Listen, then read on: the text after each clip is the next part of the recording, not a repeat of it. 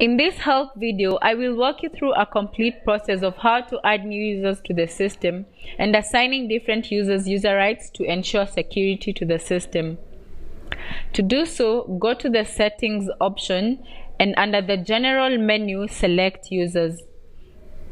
Here you will see a list of users showing their usernames, their email addresses, and the last time they were logged on to the system. There are also action buttons indicating where you can edit a user on the pencil icon and the cross icon that shows where you can delete a user from the system. To add a new user, click on the New User button and enter the user's credentials here. The user ID is auto-generated for all Uhasibu users and it is unique to everyone.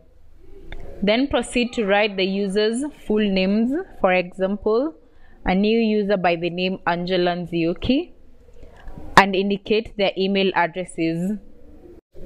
This email address will serve as a login username to the system for this particular user.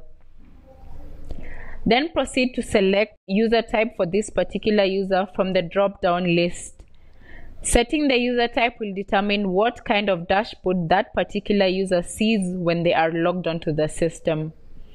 For example, if you select a manager, go to the rights section and select which options should be visible to them.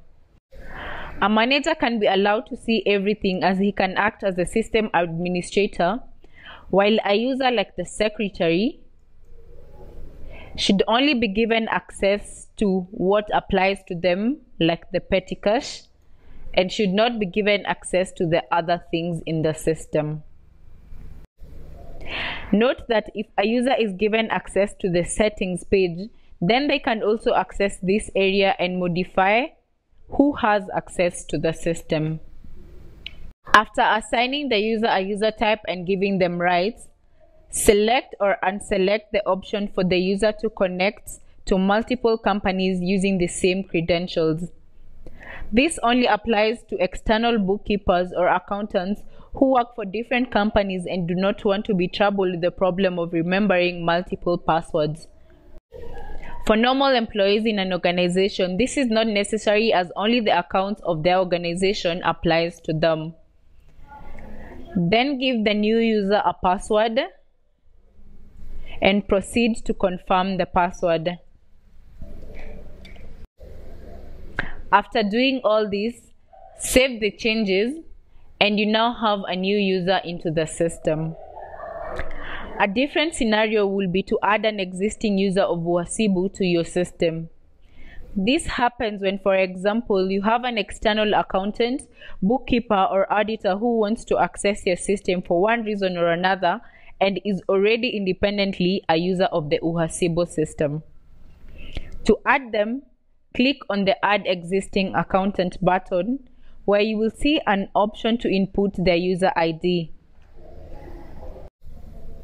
Since they most likely have given you their user ID, write it in the text field and click on the Save button. The user then appears with their names and email addresses showing. As they have rights to connect to multiple companies with the same credentials, then you do not have rights to change their credentials. All you do is assign them a user type and select the sections that they are able to see once they are logged onto the system. Once you have done that, save the changes and this user will be able to log into your system using your unique company ID but with their own username and their password. Now you can be able to add new and existing users to the system. To be able to familiarize yourself completely with the system, check out our other help videos on the support page of the Uhasibu website.